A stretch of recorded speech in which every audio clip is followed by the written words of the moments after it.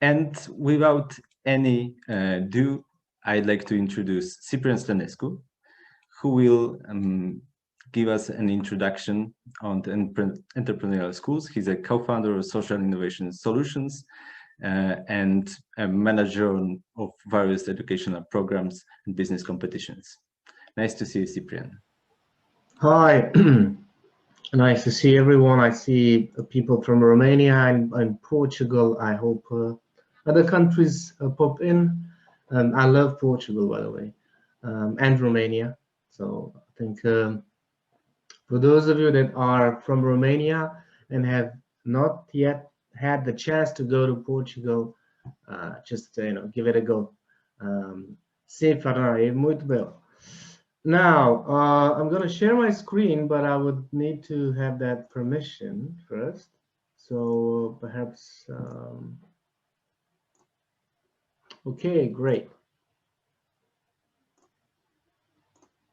Can you see my screen, Mateus?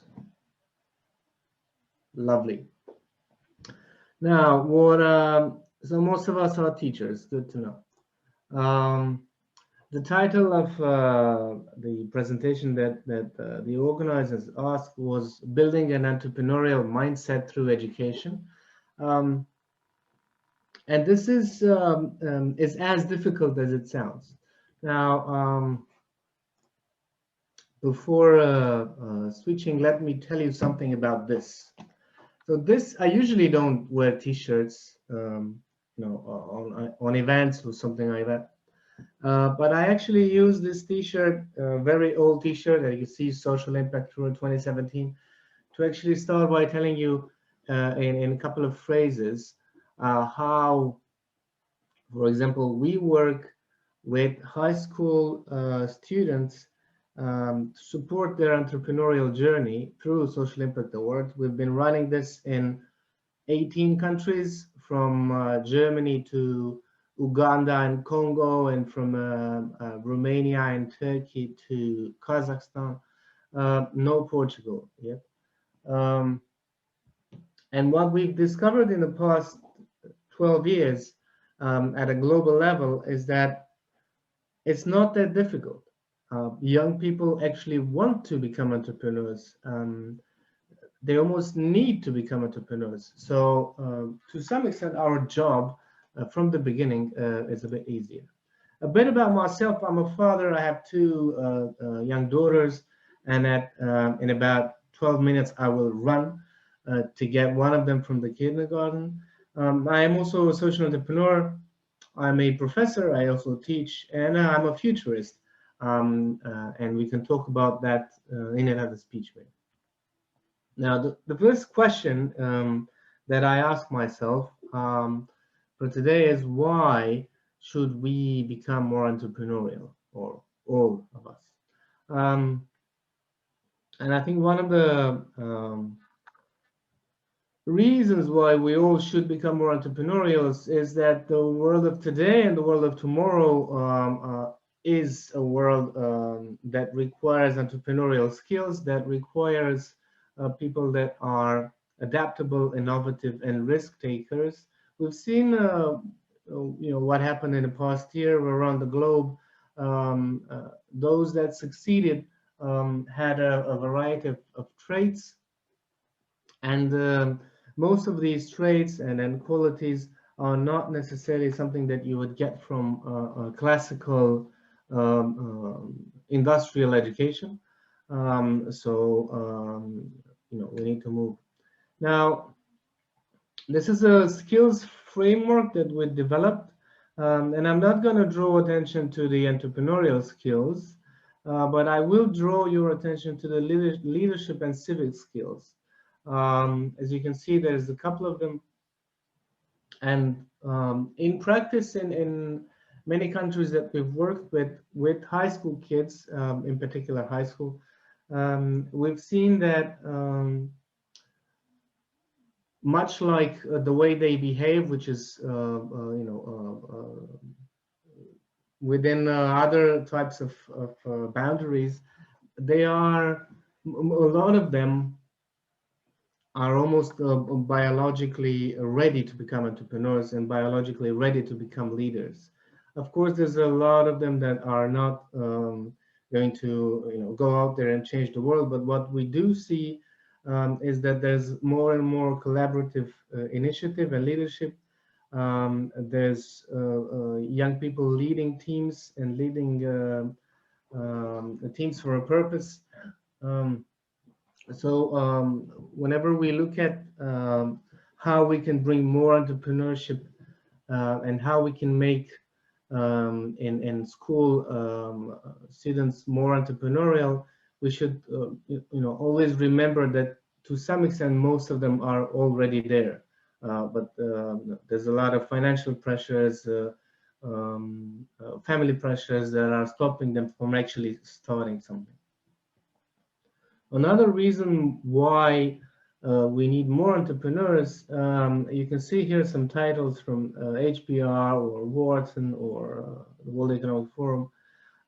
We do need more entrepreneurs because these are the type of creatives that can actually bring solutions to the challenges of today and tomorrow. Now, there's another question related to ability or possibility. Can we all become more entrepreneurial? And my answer is going to be quite obvious. I think it's probably not.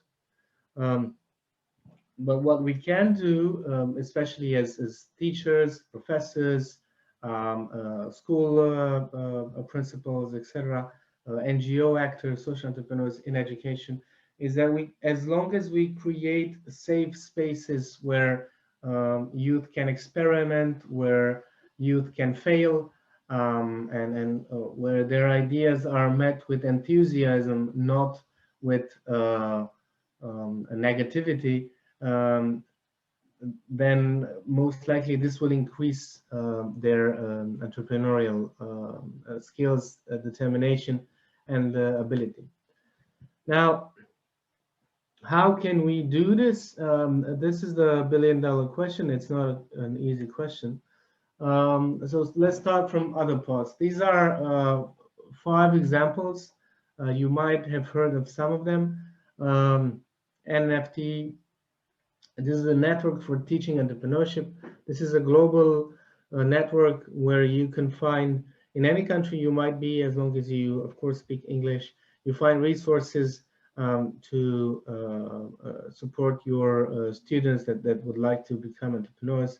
LaunchX for high schools. They have the summer camp. This is, if I'm not mistaken, a digital camp for high school students from around the world that want to become entrepreneurs. A social impact award that I just mentioned. Kidspreneur, this is entrepreneurial education for children and young adults. And Lean Gap, and you can see what it says there. Now, what you could do in your school, and this is what I've seen quite often, and I'm going to go to the next slide. I have been part of a program in Romania called SuperTeach, where I actually met Diana Bratuc, who's here with us. And I used to talk to various teachers about what they could change in their class, in their school, how could they become more entrepreneurial, how could they transform the school. And 8 out of 10 would say it's not going to work. I mean, my school is different and it's not going to work. And it's true, nobody's going to say it's easy. But the truth is that we have hundreds of examples from countries, for example, that are in worst educational infrastructure.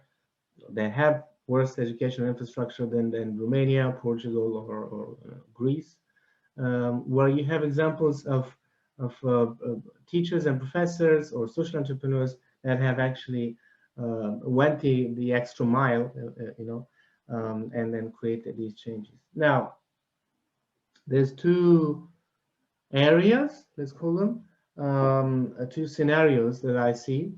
It's the simple, slightly complicated, and the complicated scenario. Now, the simple one, if you want to increase, entrepreneurial skills in your students, the simplest thing is to, you have guests to talk to students about the value of entrepreneurship, the relevance of social entrepreneurship. And in any city you might be, a small or a big city, I'm absolutely positive that you would find an NGO, a company, or a social entrepreneur that would be willing to do that. And I think, I hope many of you have done this. I've done it many times, and went to high schools in Romania, Spain, and the UK, and interacted with hundreds of high school students. Never digital, only offline. And many of them say that that moment changed to some extent their life, and this is exactly what happens, because you see a real person in front of you. Another thing, sorry, that you could do in your class or in your school is to see, and it's not really simple, but it's simple plus.